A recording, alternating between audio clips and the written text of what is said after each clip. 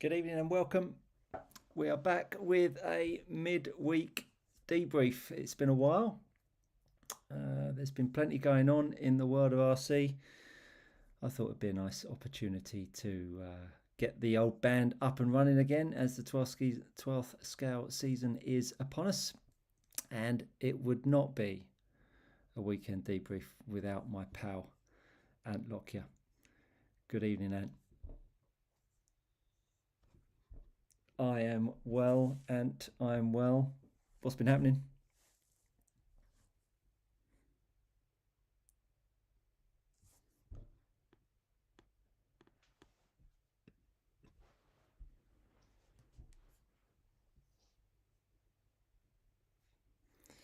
Now, it seems like your audio is a little on the low side.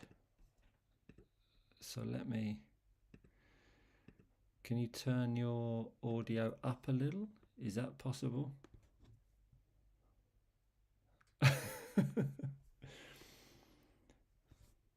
Because it would appear that my audio is okay for some reason. Your audio is not the best. I've got it turned all the way up. Hang on, let's try that again. Let's do that. Apply. Okay, go ahead and have a chat now. Hello. Oh, there we go. That's it. All sorted. Right. All sorted. Cool. So what's been happening? You've been doing a bit of RC. You've been getting back into it. You had a bit of a downturn with the whole RC, hadn't you? Yeah. So last year I kind of decided that I wasn't going to be racing much over the summer. Got back into my golf because my back was repaired. And when we got to the winter again, for me to start up, I wasn't prepared for it. I hadn't kind of sorted out a schedule. And kind of did a couple of nationals. I think I did 3 or 4 12th meetings and then a handful of buggy ones, but that was it. It kind of came and went, and I didn't really get going. And then this year made the decision to not do any 12th scale and made the decision to lock in the full series of Essex Carpet Clash and the full series of 1066, and got it all booked in and a diary filled up and raring to go. And I've got that old, the excitement for it. Which was great to hear. And just to let everyone know, hopefully all of the audio is fixed now. And obviously, as usual, we welcome any questions you may have. I've got the iPad sitting next to me here, so feel free to fire over any questions you might have for Ant or myself. Yeah, and of course, you've got your new LD3, which for those of you that are not familiar, that's the new Schumacher buggy. Got that all built up, and you had a little run out at Essex Carpet Clash at the weekend. I did, yeah. The buggy's not massively different to what we were running, LD2s, because we'd got some incremental updates as we went along. We went to the kind of 4-wheel drive rear end and a couple of other bits and bobs that carried over into the new kit as the guys were developing them. So yeah, we were kind of on LD 2.5s, but it was nice to get a fresh kit, as you know. But I did end up, dismantling the LD2 and taking a bunch of bits off of it that did carry over, like the whole parts for the steering and that sort of thing, and probably saved myself like 120 quid in bits. Yeah. So yeah, it was good. I wasn't good, as you know, or not where I wanted to be, but we can talk about that at some point. Yeah. Well, as people may or may not know, and obviously a keen 12 scaler, I'm a keen 12 scaler, and that's ultimately the sort of the backbone of this channel. So let's kick off with a bit of 12 scale and what's been going on, and obviously what's about to happen. I was at the Masters of Foam at the weekend. Did you catch any of that? I did. Yeah, I watched quite a bit of the live stream where it was just pointing at the ceiling, and then once you got that fixed, I saw quite a bit. I haven't watched the finals yet. I mean, obviously, I know the result of all of the important ones. And no, I was watching my RCM on Sunday intently to see where you'd come, and was celebrating at your step on the podium. It was funny when I was doing modified. All I thought about when I was going around was Ant's going to be happy with this. Well, I said to you at the start, it must have been, it was Thursday or Friday, and I said, look, I think that you've got the opportunity for like a solid performance, a main performance in stock, and a podium in mod. And yeah, you made it happen against some, tough opposition, right? People that have been doing it a very long time, and people that are good up and comers, or Yeah, yeah, it was lovely, and yeah, we've been chatting sort of the last few days since I come back from there, and there's been much development for me on many fronts, which was great. I mean, I think I want to give a shout out to Andy Thompson and Tony Wade, Mark Payne, G, and Ollie Payne, and Morgan, and Steve, and Fliss, and Chris House, and all of the UK guys and girls that came along. I think it was great to see, the season sort of kick off. We haven't really got much to talk about in the UK, have we, for 12 scale at the moment, because there's no national dates as yet. I know they're battling with venues, and I'm sure they'll sort that out when the time's right. And at the end of the day, the prices of hotels don't fluctuate too much unless you're booking it the week before, so it's not really going to make too much of a difference whether it gets released now in a week's time or 4 weeks' time. But there hasn't really got much to get the juices flowing. I think that's probably why. I mean, I think I saw today there was 43 people entered to the event in Eastbourne, which is the GP. Mm-hmm. I think there is. I think that we're dangerously close to. I don't know. People sort of going, not heard enough. I'm going to go and commit to another class. That's my only concern with the dates not coming out, and I think that's a worry. But hopefully, people can muster up the energy and the excitement to get themselves down to Eastbourne, because it's, for those up north, is quite a trek. Yeah, so I was speaking to Stu Colby about Eastbourne club days, and he said they're not getting very many people there, and I can't help but think that there's kind of nothing to look forward to currently in 12 scale in the UK, and it's got to be having an effect. So hopefully, once the dates are out, people think, right, there's a round at Eastbourne, I better start practicing, or whatever, trying to get back into it. That hopefully that will sort it out, because Britain's traditionally been a very strong 12 scale nation. You look at, I'm sure that David has had a lot to do with that, and Ollie coming up through that kind of Eastbourne crowd. But then when you look at the quality of people that have come out of the UK over the years from 12 scale compared to any other nation, really, it's quite astonishing for how small we are. So it would be a shame if it lost its way a little bit. And I think that there's possibly some things that haven't been going great for 12 scale recently. Obviously, I'm not doing 12 scale. Not saying I'm a draw, but there's reasons why I'm not doing it that we don't need to go into. But I think that, possibly a little bit of a think about this situation now could do wonders for future years. Yeah, the appetite to do it and pick up your 12 scale kit now is, I think you've got to be a bit of a diehard. I've sort of championed this for a while. Club racing supports big events, as opposed to, I believe it's big events support club racing. I mean, I know David feels it's the other way around. I feel it's my direction, and I think this only goes to show it, really, that people aren't racing at clubs because they haven't got anything to look forward to.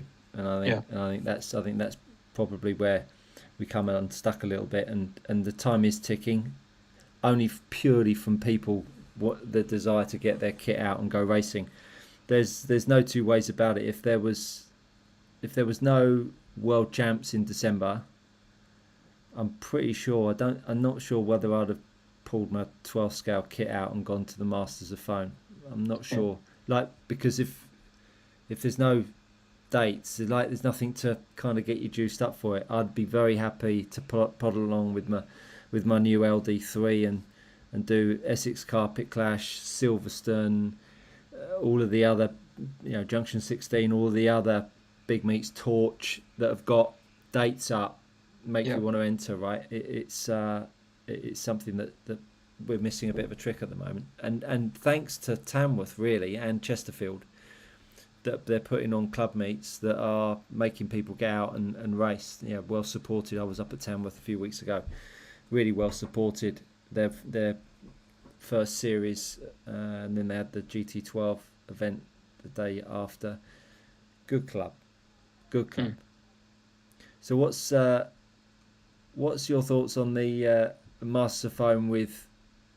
Did you get a vibe of how big an event it was from the camera? Could you get a flavour of that? Not really. I mean, I've done several Masters of Foam when it was in the Netherlands.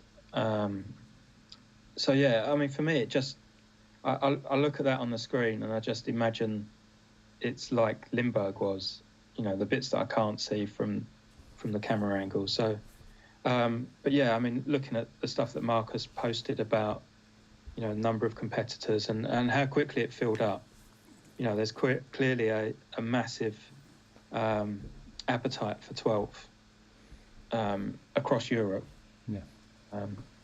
With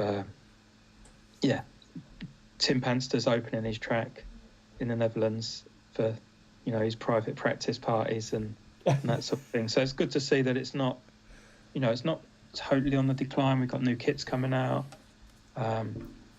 So I wouldn't say there's new people. Like it's the same people, right? Everyone there is someone that I've seen before. So yeah, maybe, an aging population or whatever. We need to get some young blood in. Yeah, I think it's a shame that it didn't come across in the way I would have liked to have done it. I mean, I'm streaming it off of a laptop with a computer, and I'm doing it through my phone, and I'm trying to get as best quality as I possibly can. And the thing kept a bit of static, and it's just a pain up the arse to do. But I do it because I think it's a nice thing for people to be able to check in, even if you had the live screen up, just the timing screen, which you get on RC. Whatever it's called, but my RCM. But it's nice to see cars going around, isn't it? But on the Saturday and Sunday, no joke, it was between 5 and 8 deep on the rails. Yeah, and there was some kiddies playing around, toys on the floor in the pits. It had such a European feel about it. There was no driver's briefing. Well, there was a driver's briefing. It was in the schedule, but I missed it, and I was actually sitting trackside, and it was so quick and so brief. It was like, oh, was that the driver's briefing? Right. But there was obviously scrutineering. It was fiercely competitive, but it just had such a laid-back feel about it, and it was such a great atmosphere. They had a wonderful food truck outside. And it was just relaxed from the get go, but absolutely fiercely competitive. And I went up to the guys. I said, out of every event I've been to, Euros, Nationals, the US, I went up to the guy. I said, the best I've experienced was a 6 out of 10. I said, this is a 10 out of 10. It was head and shoulders above anything I'd have ever experienced as an atmosphere, as how welcoming everyone was, how they couldn't do more for you. It was honestly, it was just, and I think anyone that hasn't done Masters of Foam, you've really got to make the trip because it was special. It was special. All the Brits and all of the Europeans, everyone mixed. It was just a great. It was just a really great vibe. We've got a few comments come in. Robert Krenz, in my honest opinion, the UK has the biggest 12th scale scene, at least in the EU, maybe even in the world. I always look up to the racers from the UK. That's very nice of you to say, Robert. And then getting youngsters in the hobby is hard in every class. There were youngsters as spectators in the GT class. There were some young, fast guys, and don't forget the Wu-Tan clan. I don't know who the Wu-Tan clan is, but yeah, there was. Of course, Marcus Moses' son, two sons. I don't know if you saw them, but Christ Almighty! I mean, they are going to be biblical. I mean, I tried to give him a little backhander at some point during the weekend just to slow him down, just to remember, don't mess with Stuart, but because they will be electric. But modified 14 people were racing modified, and it was comfortably. If someone said to me, "You're never going to race stock again," I'd go, "Thank you very much. Yeah. I'm done with that. Modified's the way." I mean, say again. I'm with you. I mean, like we're at opposite ends of the spectrum, right? Now that you're a European podium man. What a load of old shit. I've raced mod, Germany, Netherlands, UK, and I'm not fast, but I don't crash a lot, and it is just immense amounts of fun. And it seems to me like it's just, I understand it. Yeah. Like if you're driving along, you're going at a certain speed, you need to slow down because there's a corner. That makes sense to me. With stock, I don't know. Like, I'm pretty sure that people, I mean, I know that I can drive around the track pinned. It might not be the fastest thing to do, but you can do it. So it's a different thing altogether, and I much prefer mod from a knowing how to approach it, which is what I like about buggy, right? It's if you're going too fast, you know about it. Yeah, I mean, there would be so fewer worries about rules, wouldn't there? If everybody, and I was so, if I didn't have a life that has gone ridiculously busy, I would 100% put on a race event at MB Models, and it is modified only, because what it needs is for everybody to go and buy a 6.5 motor or an 8.5 motor, stick it in Blinky, or do whatever you want to do with your speedo. Just go stick it in, drive it around, and understand that the cars are robust enough to run it, and you're going to love it from the standpoint that you don't have to have amazing batteries, amazing motors, because the faster you go, the harder it is. Yeah. Ultimately. Yeah. Well, it works in buggy, right? Absolutely. I was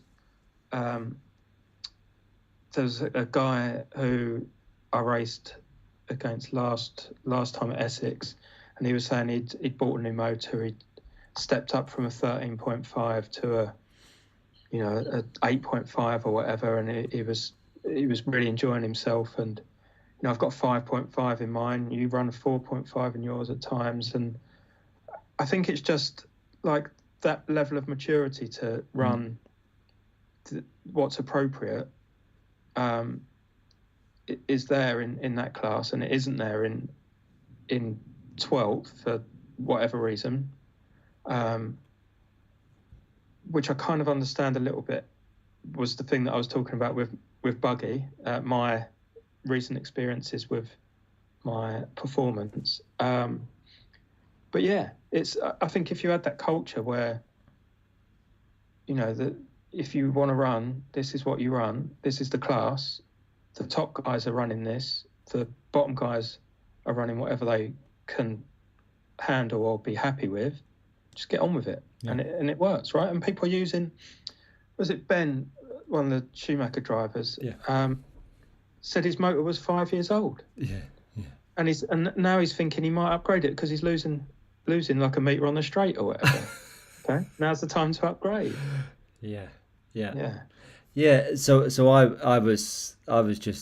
I just end up loving doing the modified over the stock, only because it's just it's just so much fun. I mean, it's mm, just so much fun. I mean, the stock is fun, but yeah, it's just a different kind of fun. And I think if people took the plunge to go out there with a faster motor in, but it still goes so much against the grain, doesn't it, of what the vibe is in the UK. You know, this 17.5 LMP GT bollocks. You know, that we've got one person entered in for the GP. You know, again, only my view. I'm sure it's great and people enjoy it, etc. But the feeding perspective, but yeah, it's not going to get people sexed up, is it? It's not going to get. Yeah, imagine a 22-year-old seeing a bunch of modified cars going around, and walking in the room and watching a bunch of 17.5 cars going around. I know which one would grab the attention of the individual, and I think I think that has a big part to play in it as well. yeah. I mean, I saw a post from Pete Winton recently on EFRA's page saying that they need to slow 12 down or RC needs to be slowed down to increase participation, and I don't think that that's right. Obviously, Pete's got 1,000 years more experience than I have of everything RC, but from what I see, Buggy is stacked with people. I raced against Lee Martin's son, Scott, who's like, comes up to my knees. I don't know how old he is, but he's young. Yeah. And, he's ripping around with his, I mean, he's ridiculously fast at times. He's zero fear. And it's like, you see that happen. I just can't believe that slowing it down is the way forward. When you look at the video games that kids play, and I mean, it's not a slow person's activity. And I think that with attention spans the way they are and that sort of thing, it's fast short races is where it's at, I think. Yeah, we've had a couple of questions come in. Moores Valley Railway, give us a shout out what your name is. Was your car setup different for mod? It was marginal. I mean, if I'd have stuck both cars down exactly the same, no problem. You could literally take your stock car, stick a 6.5 in it, and she'd go around. I can only give you my experience with an E5 and a Schumacher Eclipse E5.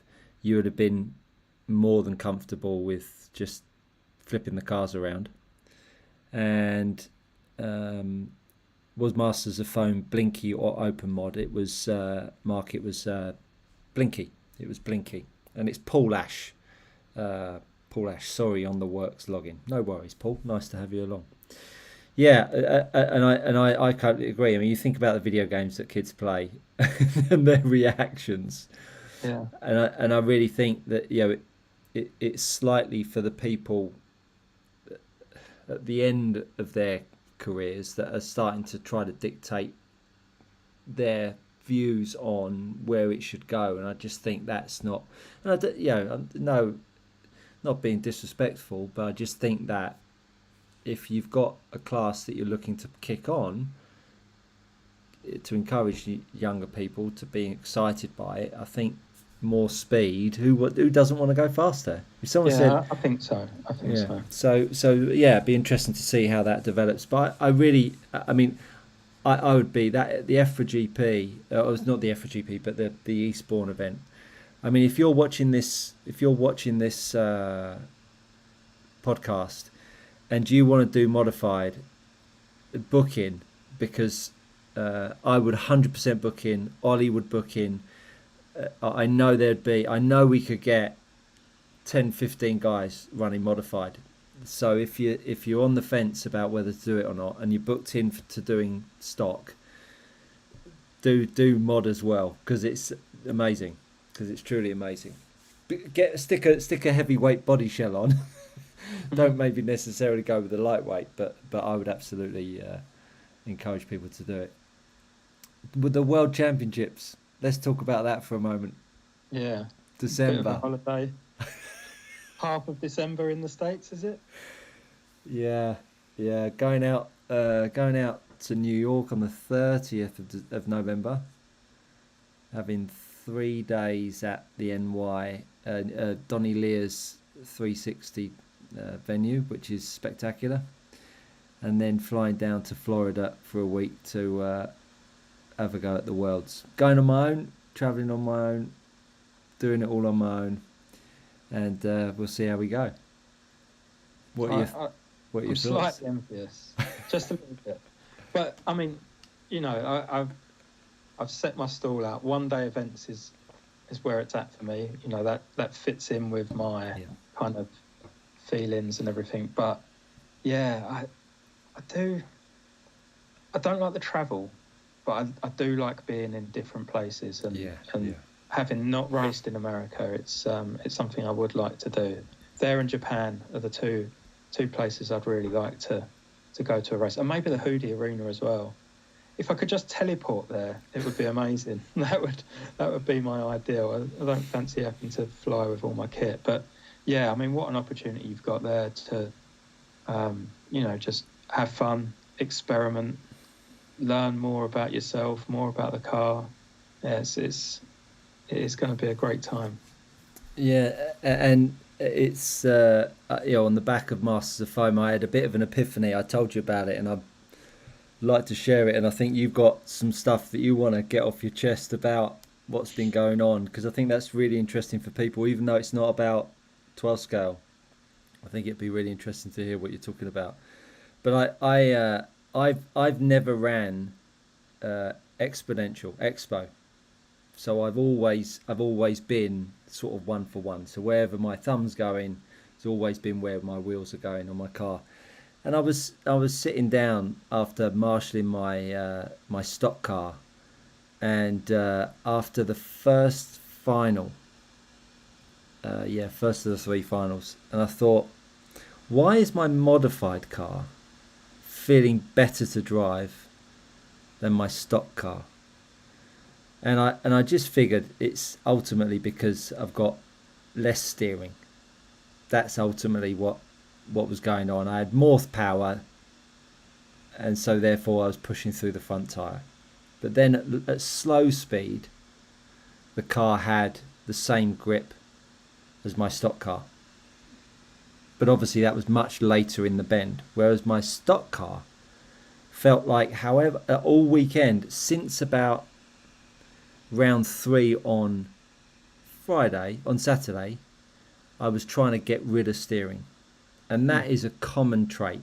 Whenever I go to Masters of Foam, whenever I've been to the States, I've always battled with having too much steering. Never really get it in the UK, but whenever I've gone away to higher grip tracks, which is also another massive conversation, I want to talk about that as well. But and so I thought, do you know what? I think I might need some Expo. I don't know where it came from, and so I put Expo on for the last 2 runs, and for the first time it felt like I needed more steering, but yet it was so much easier to drive, and it just felt a joy. So there was a bit of an epiphany that, oh my god. And so I've got it on the top of my transmitter. Andy Thompson, he set one of the dials where you can turn it up and turn it down, and I think it might be to the point where that is a fluid setting, because I've obviously got my settings on my transmitter for my adjustable servo, but it feels like as the grip comes up, it feels, because one of my heats I crashed out, a failure, and I watched Ollie's car go around, and it just looked so soft into the corner. It didn't look brittle, and I've never been able to get my car to look or feel like that. And so, who knows? Gonna have a bit of a play with that for sure. Yeah. Are you an Expo guy? Well, so this is really what's really interesting about this, and I haven't said this to you since you told me, is that so I last time I ran Expo was 2016, and I was like, it's a crutch. I'm turning this off, and I'm going to learn how to drive and not be, not lean on this. I don't know why, because bear in mind that I actually turned my servo speed down in 12th. And that wasn't a crutch, that was a speed secret, and I was really proud of myself. So who knows why I'd got into this. But like 2 weeks ago, you said to me about putting Expo on my buggy at Carpet Clash, and I didn't do it because I couldn't, because I switched to Senoir, and the last time I'd run Expo, I was on KO, and I didn't know which way Expo went on Senoir, whether it was positive or negative. And I asked you, and I didn't believe you. So I hadn't run it. Then at the weekend, I was chatting to a really nice man, Ollie Thames, who's both his daughters race buggy, and they're doing really well. Ollie's raced since he was a kid, and he's our age, and he's been racing pretty much weekly ever since. Mid-30s, is he? Mid-30s? What's that? Is he mid-30s? You said our age. I can't hear you now. Sorry, it's breaking. Oh, no. Yeah, I think he's in his 40s. His kids are the same age as my But I'm in my 30s. Oh, sorry, mate. Yeah, sorry. You was breaking up, so I kind of missed a joke there. Yeah, sorry. Yeah, he's in his early 30s, the same as you, yeah. Sorry. Yeah, but anyway, so we were chatting about, I wasn't doing as well as I would have liked, or as well as I thought I could do.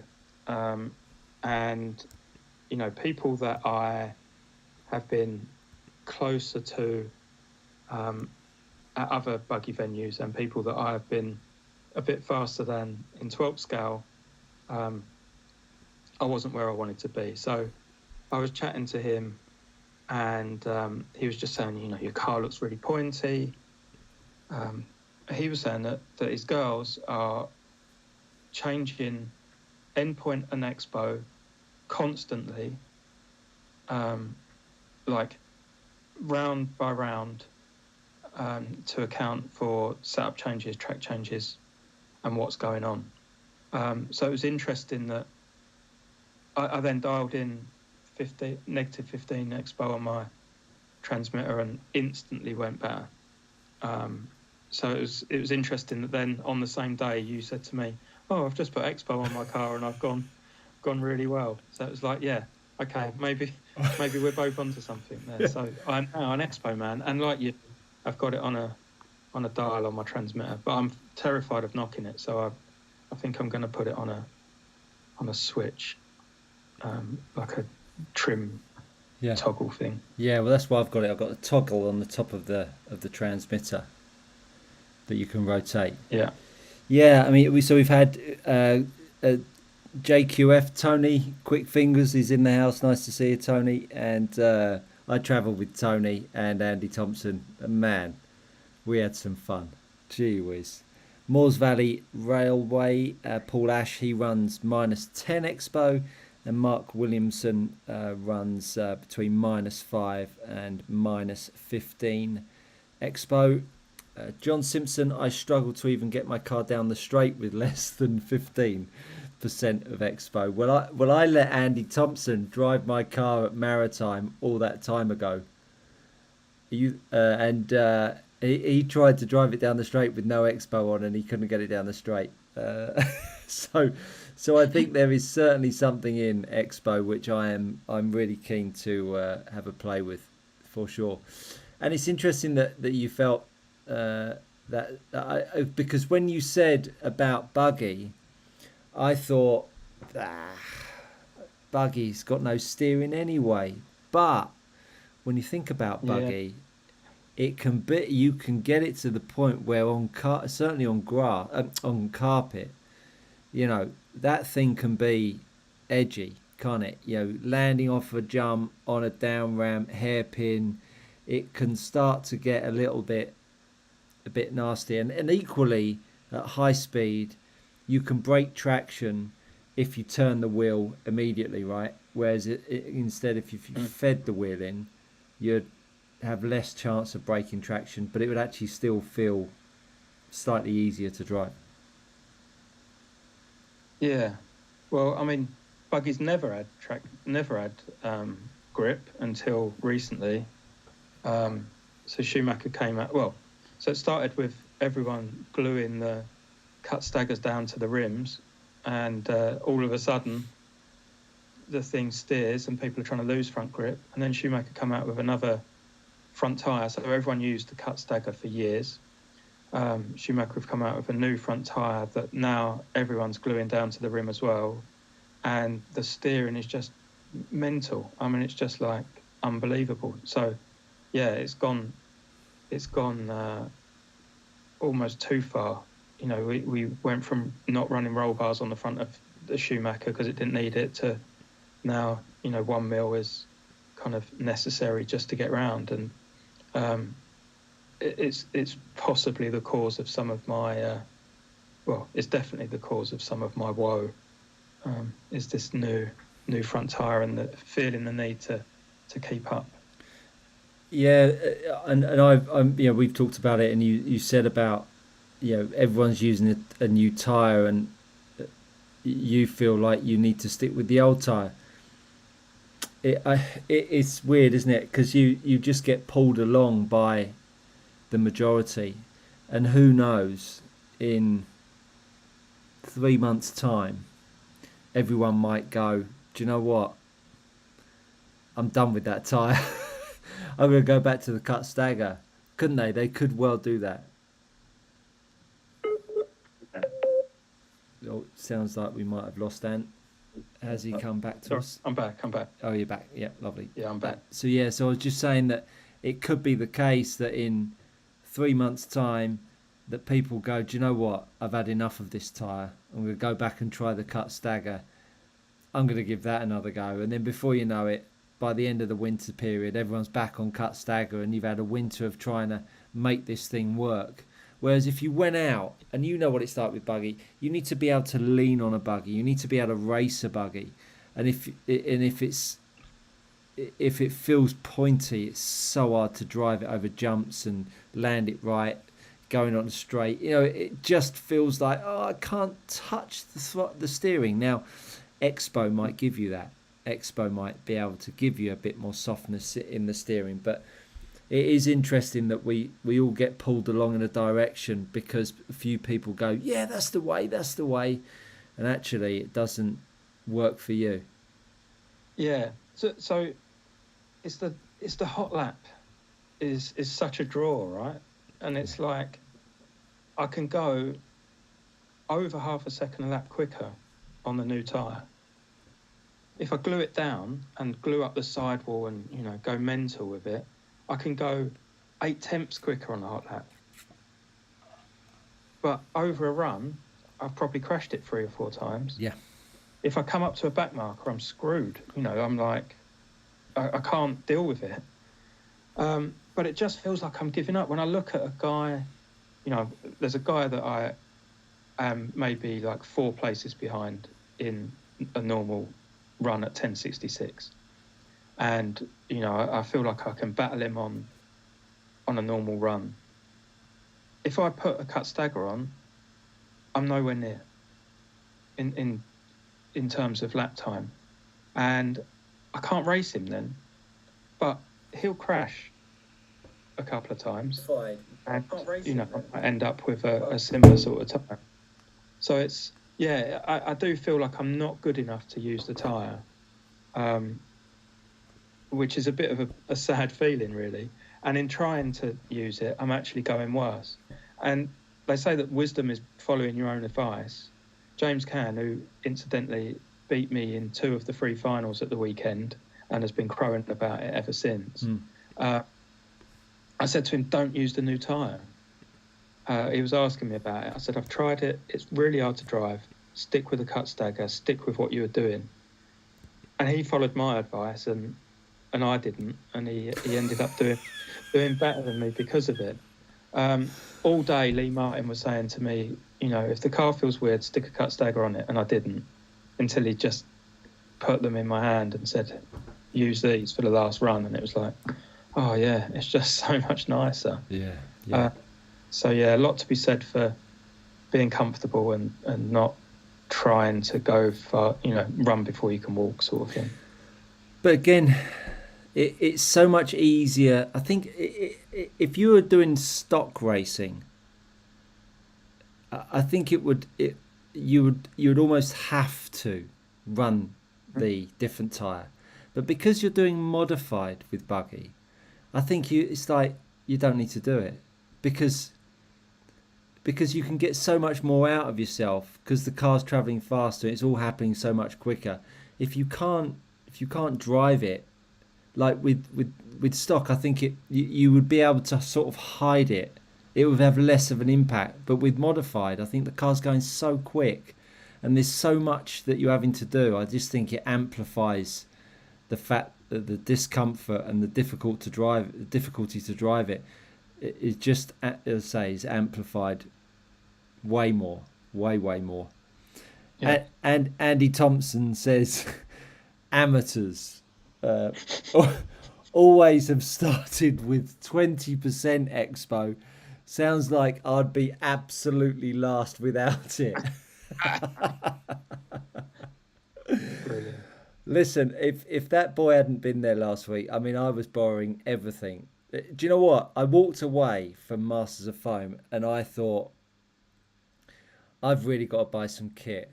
I've really got to buy some kit because I just kept on borrowing his shit all weekend. It's just like I left there feeling like, I mean, I've got this massive hauler with all of this crap in it, but I just spent the whole weekend borrowing Andy's stuff. It's like no, that's not right. That because of course, when you're in the US and you're on your own, it's not going to be as easy to go. Andy, oh, you're not there. So I've done some heavy purchasing. I've got a very big box in my hallway that's turned up from Schumacher today, like very big box. Excellent. Yeah, I had a parcel turn up today, and my wife was like, "Oh, what have you got?" And then she noticed the postmark, and she's like, "Oh, Schumacher." Bored. Yeah. Used to the boring packages turning up from Northampton. Bored. So, does that mean to say that we can't tempt you out to some sort of 12 scale racing this winter? I haven't got a 12 scale car. Well, I've got many. I've got many cars. I've got many 12 scale cars. I have got a GT12. Ooh. Which I bought and built, and the full intention was to race on Friday nights, but I couldn't really be bothered to do the 100-mile round trip. Right. To Sigma. I did sell it to someone, but for some reason the deal didn't get consummated. So it's still in the box built. So I don't know. Is there a GT12 section at the GP? I don't know. There's No, I don't think there is. It's the. But to be honest with you, I can't. Yeah. So I was like enthusiastic until I thought about having to true tyres and just do it. Yeah, no, I'm not into it. And Andy Thompson's just said, same here. Always a 12th LMP for you to use here, Ant. So look, I mean, we're chiseling together. We're chiseling together like a full scale car loan here for you to come to the GP in Eastbourne, hang out with the gang. It's possible. I've got some 12 scale bits next to me on my desk. I've got a one of them. I've got. Thank God it wasn't a slot machine. Oh my God. Oh. So and I've got all sorts of stuff sitting there. Yeah. So well, maybe I'm not really into the idea of it because it's just. Oh, you're a wanker. There's no mod, is there? There is mod, but look, there you go. Look, you enter mod, I'll enter mod. Andy Thompson, he might be up for a bit of mod. And Not mod though, is it? Sorry, it's not actual mod. I haven't got a 6.5. I've only got a 5.5 and a I've 3.5. I've got two 6.5s, so I can lend you a 6.5. Let me look at my diary and see.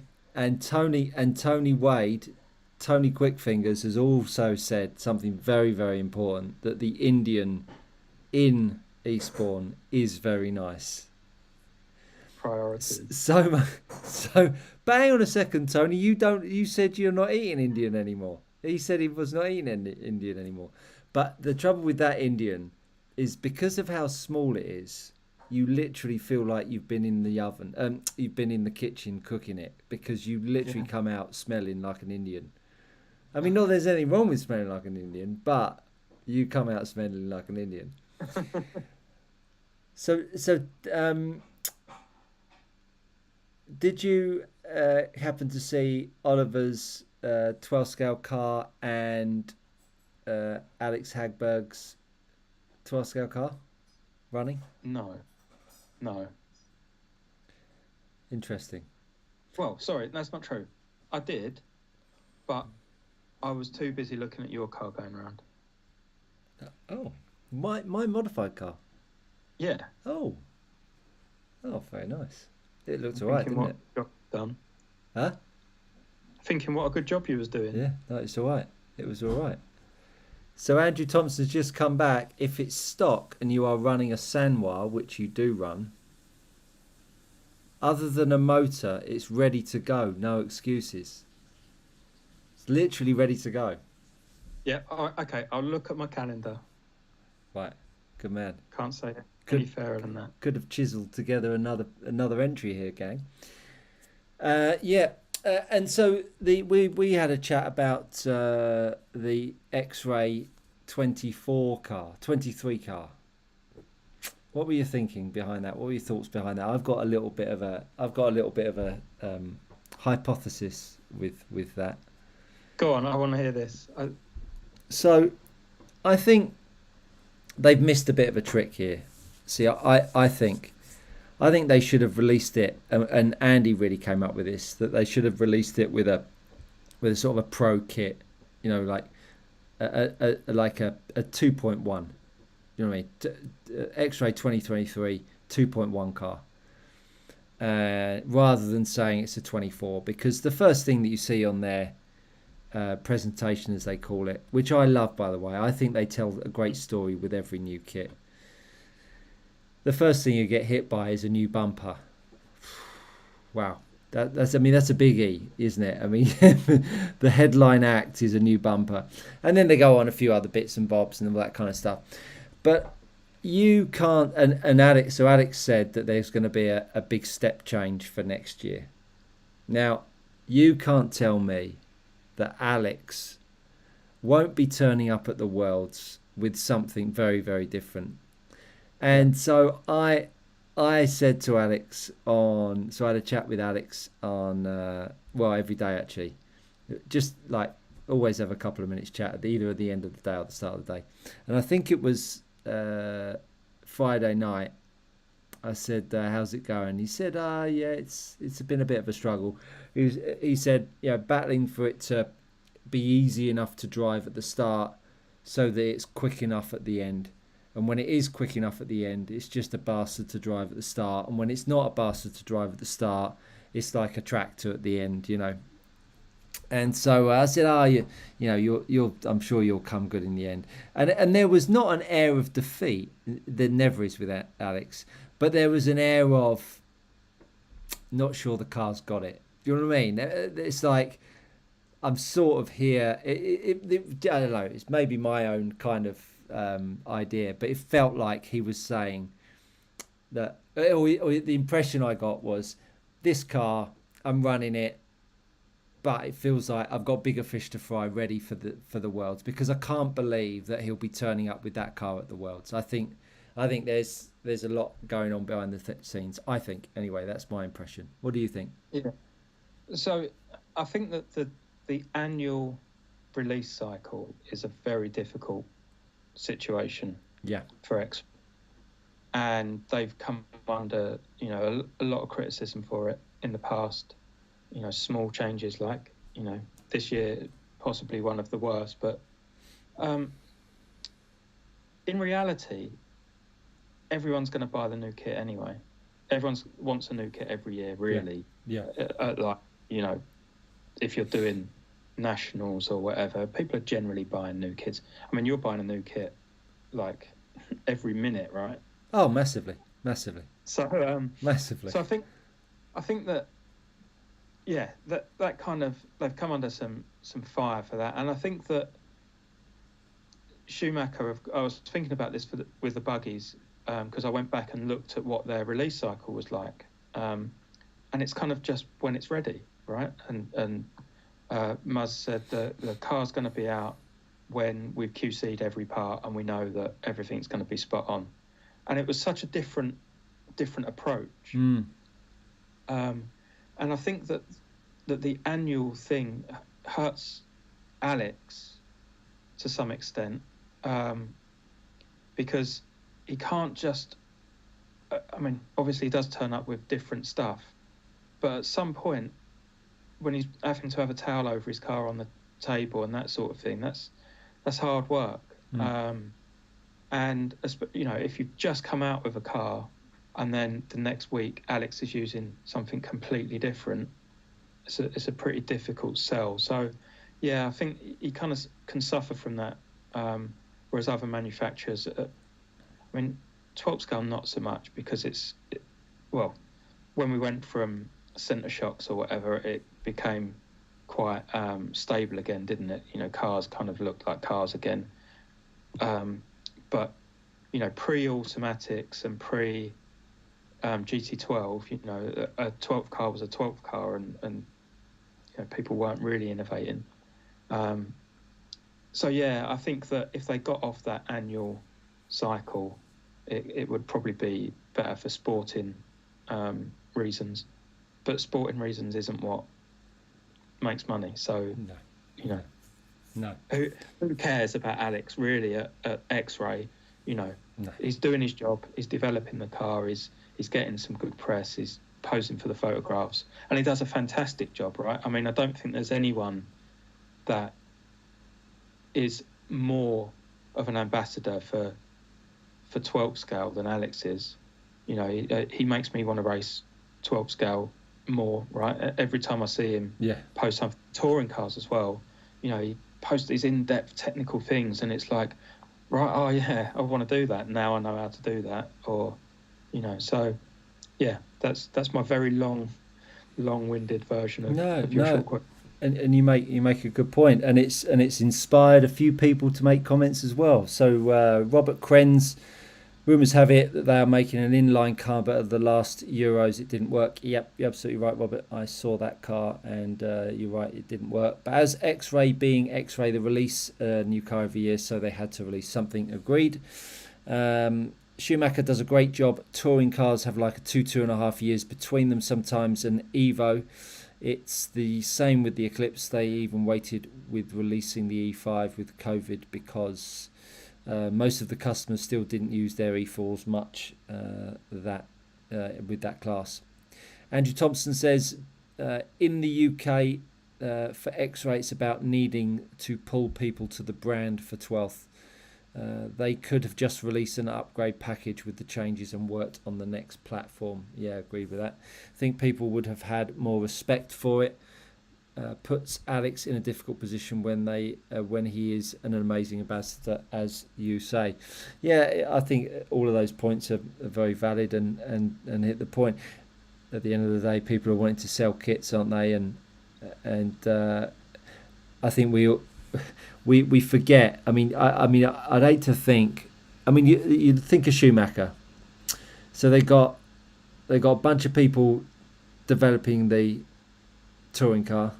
Then they got a bunch of people developing the buggy. Then they got a bunch of people trying to develop the 12 scale car.